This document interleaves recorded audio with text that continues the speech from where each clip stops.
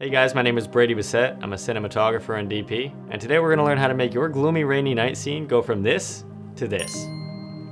So if you know me, you know that I love making people feel super emotional and really be in the shot and feel exactly what the subject is feeling when watching.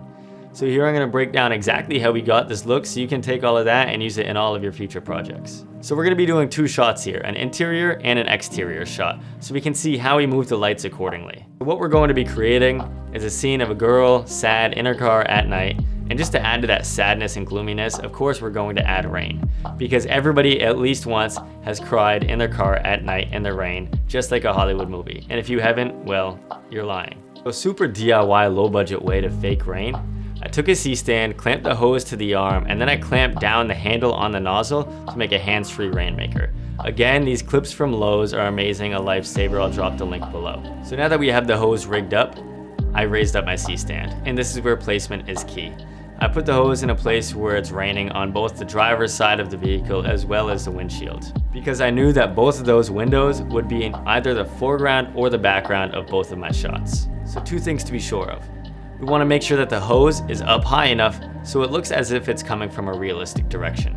If the hose is too close to the car or not coming from a realistic angle, it might look hosey and artificial. We want the drizzle.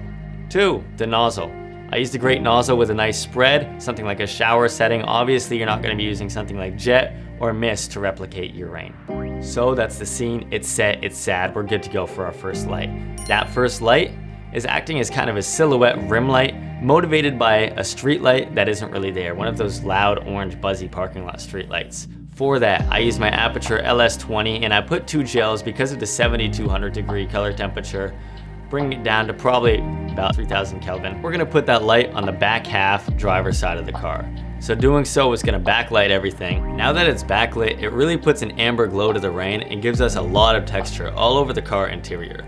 This texture really adds character to the shot, and with a combination of that and the light hitting the rain, you get much more of an ambient glow of orange. So now she's really outlined from the background, but this shot is much more than a silhouette, and we really want to see the expression and emotion on her face. So the second light is a light that's being motivated by either the same street light or an adjacent one, and we're creating an eye light with this one. Now we're really breaking her silhouette out of the background. I am taking my second Aputure LS20 with the same gels and placing it right behind the car, directed right at the rear view mirror. I adjusted the mirror to shine right around her eyes. And since this light is a Fresnel, meaning adjustable from spotlight to a floodlight, I adjusted it all the way to a spot to have a tight beam, and the reason behind this is so that a lot of the light won't flood throughout the car, because we're really honing in on just her eyes for this light. So let's talk about why I added this, or a few reasons rather. The first is, I really wanted to see the sadness in our subject's eyes, and eyes are where people are most expressive and where people look to connect with one another. And also viewers' eyes always go towards the bright part of an image, so I wanted to punch light in her eyes but in a natural way. The cool thing about a rear view mirror is that it reflects kind of a perfect box around her eyes, but I didn't want it to be too distracting, so I kept it really dim, just enough to pull her out of the shadows. The second reason I added this light is to add depth to my frame, because depth is so important. Before this light, the scene felt isolated and boxed into the car. But after adding the light, it tells the viewer more about the story of where this person is, maybe in a parking lot or on some road. Again, adding depth to the scene by bringing life outside of the car in the frame. So with shots 1 and 2 in place, I noticed that something was missing. You still couldn't see much of our subject's face, and everything felt way too warm. There wasn't a lot of color contrast going on there at all. So I added my third and final light, and that being my Aputure 120D Mark II. So to fill in our subject's face and to pull her more from the shadows, I put this light in the front of the car, but still backlit enough to maintain the glow of the rain on the windshield, but enough to fill in the side of her face. And since signs and streetlights are typically high, I kept this light high above the car almost from top down. Again, I wanted to maintain the night feel, so I kept the lighting low key because I didn't want to fill in many of the shadows on her camera side of her face. But since this technically is our key light and a large portion of the light is still hitting our subject's face, it was really harsh in casting those harsh shadows on her face, so I wanted to diffuse it. So I added my Aputure light dome just to diffuse the light a little bit more and look extra nice and soft on her face. And since everything felt so warm, I took a blue gel to this one. This light could be motivated by a cool sign or even just a different colored street light. The main reason for adding a cool temperature light is to add color contrast to the opposite side of the frame. So often in Hollywood, you'll see color contrast in lighting, wardrobe, etc. So on the color wheel, Opposite from orange, you have blue. Opposite from green, you have red. It adds to the cinematic and pleasing look without clashing colors. So I placed this light on frame right, opposite of the first warm light, just to balance out the image. So let's take a look at the progression of the lights that we've added here.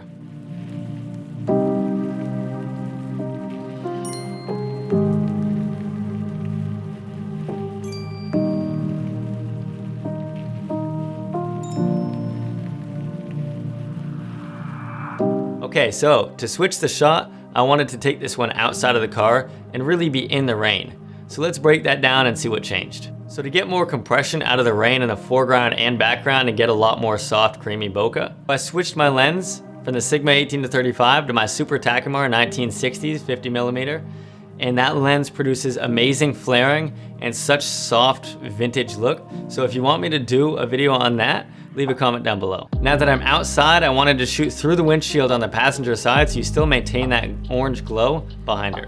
But now that I moved the shot, we need to make some slight adjustments to the lights and the set. When I moved the shot, the hose became visible. So I moved it further towards the back of the car so it was again hidden by that pillar. Be mindful that when adjusting shots, things like lights, stands, bad reflections you don't want may become visible and require adjusting. My key light, the dome, I moved a slight amount away from the camera because when I moved the shot, it started to fill in too much of the shadows on her face, and I wanted to maintain that low-key lighting without filling in the shadows on our subject.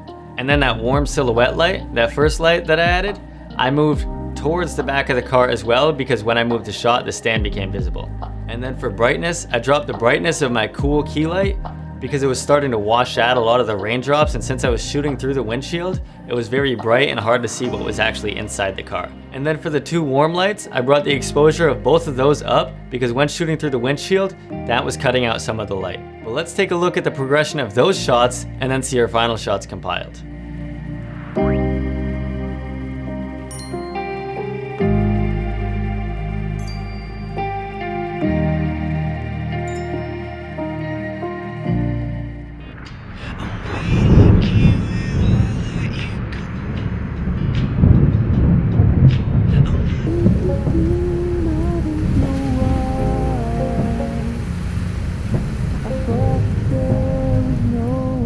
Thank you so much for watching. I hope this was helpful and you learned something. If you recreate this or use it in any of your own work, please tag me in it or make sure to send it my way. Leave a comment below for any future videos that you'd like to see. I love to hear your ideas. But I'm going to cut this lesson short to give you all time to like, share, and subscribe. Class dismissed.